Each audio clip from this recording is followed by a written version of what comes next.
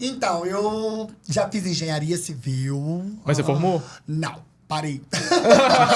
Não passei nem do primeiro semestre. E fiz 4 semestres de medicina. Nossa. Fiz 4 semestres de medicina. Trampo. Ganhei prêmios na faculdade com projetos que eu fiz. Era um aluno exemplar, mas não era o que eu queria. Como que aconteceu essa entrada no ramo da beleza? Teve um período que minha mãe ficou... Que era minha mãe que pagava todo o rolê pra mim, né, na faculdade. Teve uma época que as vagas não estavam tão gordas. E aí eu tive que fazer alguns trabalhos pra... Tipo assim, por exemplo, ela conseguia pagar aluguel, faculdade, mas faltava aquele dinheiro, às vezes, pra uma coisa pessoal, ou uma saída, ou luxozinho, vamos meio que falar assim. E aí era uma coisa que eu gostava. Eu comecei a fazer, por exemplo, selagem. Aham. A minha prima, era eu e minha prima. Eu falo que eu sempre tive mania de fama, que eu tinha uma assessora desde quando eu não era nada.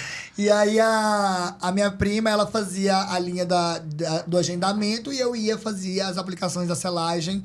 Vídeos, nossa, nem sei se podia falar isso. Eu aprendi a fazer selagem na internet. Aí eu ia nos salões, eu ia cortar cabelo no salão e só marcava no horário que as minhas amigas marcavam selagem. Que aí eu ficava vendo outros profissionais fazer selagem. Mas isso aí era na época da faculdade, hein? Na época da faculdade. A faculdade era aqui. Não, a faculdade era fora. E sua prima estava estudando lá também? Também estava estudando também junto comigo. Ela estava um semestre à frente do meu. Ela foi antes e depois eu fui, né? E ela formou? Ela não formou também, não. Mas agora ninguém formou, mas ela voltou pra faculdade. Beijo, Sara. Te espero como doutora, tá? Mas agora ela voltou pra medicina de novo. Tá fazendo medicina novamente. E agora ela vai formar. Mas aí você tava fazendo, olhando a galera lá fazer Exato. selagem. Aí foi quando eu aprendi e fui criando esse gosto. Aí ficou um período que tava bem ruim mesmo. Eu já tava desanimado com a faculdade. Eu não acreditava naquilo mais. Não acreditava porque eu fazia medicina, gente. Porque é lindo você falar que faz medicina. Eu faço medicina. Olha que frase bonita. Olha, como é que sou bonito. Sou mais bonito que eu sou cabeleireiro, entendeu? Então eu gostava da beleza da frase. Eu faço medicina, eu vou ser médico. E eu acreditava que para eu me tornar alguém, para que eu pudesse ter algo, uma empresa, um carro, uma casa bonita, uma vida com viagens, eu tinha que ser médico. Que era só a medicina que ia me dar dinheiro. Entendeu? Sim, sim.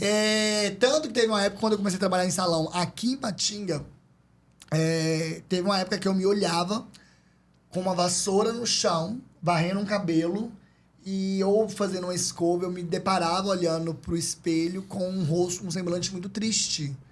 Porque na minha mente era, puta que pariu, deixei de ser médico pra escovar cabelo dos outros. O que eu fui fazer da minha vida? Então eu já não tinha mais como voltar atrás. Porque ninguém mais ia acreditar em mim, apostar em mim mais. Minha família não ia apostar mais em mim.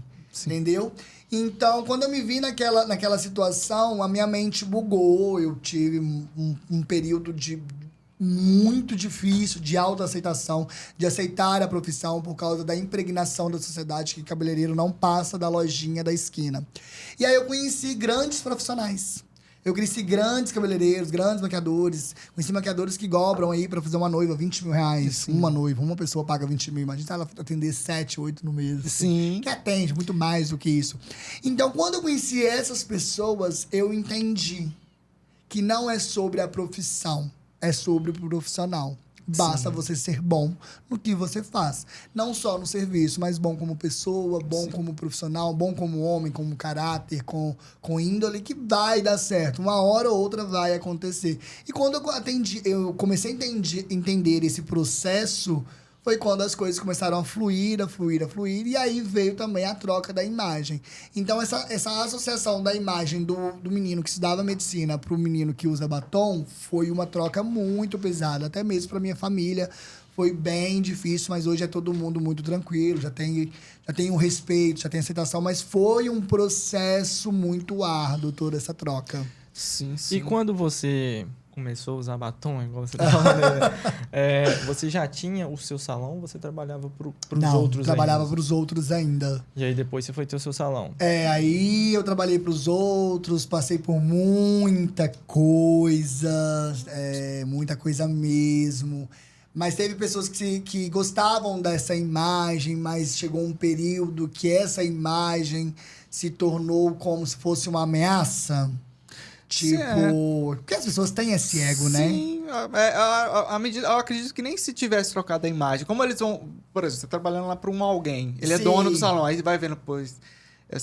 tá desenrolando, tá fazendo Exato. bem demais, tá sendo melhor do que eu. Aí já se torna vem uma ameaça. entendeu? Aí a ameaça é muito nesse sentido que nós vivemos isso também. Acho que qualquer profissional que Qualquer um. desenrola bem, ele vai viver Vai isso. viver O esse dono vai olhar, período. opa, esse cara que vai tomar conta, vai ser mais do que eu, tem a vibe humana. Eu também, passei ser por mais- esse período, só que quando eu comecei a passar por esse período, foram quando as pessoas começaram a trazer humilhações pra mim. Então, aí eu acredito também que era pra fazer uma forma de barrar isso. Mas o que essas pessoas não sabiam é que eu sou muito autossuficiente. Tenho um pensamento, uma linha de raciocínio onde eu sigo ela. Sim. Se é o que eu acredito, é aquilo que eu vou seguir, aquilo que eu vou atrás, sem medo mesmo. E o Sim. processo vai acontecer de um jeito ou do outro, entendeu? Eu sou muito persistente com as coisas. Eu persisto, eu insisto muito naquilo. Então, eu acho que quando essa imagem começou a se tornar uma ameaça para todo lugar que eu entrava, e passou um período que, tipo assim, as pessoas me amavam no início, aí tava tudo dando certo, clientes vindo, o rolê todo acontecendo, aí pelo espaço não ser meu, ser, por exemplo, seu, e aí você olhava aquilo, e às vezes tinha gente que achava que era meu, mas não era porque eu falava. Às vezes era porque você não ficava dentro do espaço, não ficava dentro da empresa. E eu sempre estava lá. Sim. Então aí as pessoas passaram a criar uma imaginação que talvez seria meu, entendeu? Sim. Mas não era. E os donos também, mente pequena, né? Sim, Tá sim. vendo um profissional ali dentro brilhando, você vai mandar ele embora? O negócio Como? Você vai humilhar ele ali dentro? É. Bobeira. E então todo lugar que eu entrava começava muito bem, aí depois migrava. E aí chegou um período que eu fiquei sem lugar para trabalhar, entendeu? Eu fiquei na rua, literalmente na rua. Um dos meus últimos mesmo, assim, locais, eu fiquei na rua. Eu tinha só, tipo assim, na época era 5 mil reais. Eu tinha só 5 mil reais em conta. Eu fiquei na rua, tipo, em setembro. Então, eu tinha aluguel pra pagar, eu tinha que comer, eu tinha que viver, eu tinha que dar um jeito na minha vida. Então, esses 5 mil reais, eu diluí ele nos 5 meses que faltava pro ano acabar. R$1.000 por mês. Pra eu fazer tudo isso que eu falei aqui. E aí foi quando eu cheguei em uma empresa aqui em Patinga, eu vou falar o nome aqui também, que foi o Grande Hotel. O Grande Hotel foi assim, sou grato muito a eles, não sei se é a mesma gerência hoje em dia, que foi a Grazi, que na época era gerente do Grande Hotel, foi uma pessoa que eu tenho certeza que ela foi... teve um anjo ali conversando no ouvido dela e falou, faça a sua obra de caridade agora. Porque ela abriu as portas do hotel pra mim num período onde eu não tinha condições nenhuma de pagar uma sala ou de pagar um quarto. Era um período onde eu só tinha como trabalhar, entendeu? Porque não tinha dinheiro, não tinha como. O dinheiro que eu tinha era para as minhas necessidades literalmente básicas. Eu não podia, eu já estava cansado de procurar salão e tudo dá certo, aí do nada... o dono do salão, a dona do salão virava contra mim. Tipo, achava que eu tava tentando roubar o close. Mas não era que eu tava tentando roubar o close. É que eu tinha o close e eles não tinham. E I'm so sorry. Então, tipo assim, eu já tava cansado desse processo. Já tava cansado dessa fase. Eu já... Tipo assim... Ai, não é possível que eu tô fazendo tanto pelos outros e eu não tô fazendo nada por mim mesmo. Pra dar certo pra mim mesmo. Nessa época... O Matheus trabalhava junto com os pais e tal. Ele saiu do serviço dele, ele saiu do conforto dele, ele saiu da estabilidade dele e veio trabalhar comigo. Ele veio me ajudar, entendeu? Então, tipo assim, foi eu e ele. Aí era assim, a gente chegava num Grande Hotel, aí ia ter curso de automaquiagem. Aí, por exemplo, falava assim, vai ter curso de automaquiagem amanhã. Conseguimos 4 vagas. preencher 4 vagas. Aí a gente chegava lá, corria, montava as mesas, montava as coisas, ia em casa e pegava enfeite dentro de casa, tipo assim, pegava um jarro de flor, às vezes o hotel dava um jarro de flor, às vezes eles me davam umas almofadas, aí eu montava, tipo assim, sabe quando você vai pegando peças dos lugares, assim, e torna um lugar gostoso, bonitinho, fofinho? Então a gente fazia isso. Aí terminava o curso, desmontava tudo de novo e ia tentar montar outra turma. E aí a gente foi fazendo assim, foi fazendo, até a gente conseguir montar o primeiro estúdio que foi dentro do grande hotel. Aí eu conversei, falei assim, olha, agora eu tenho condição de pagar uma sala e eu quero alugar dentro do hotel. Entendeu?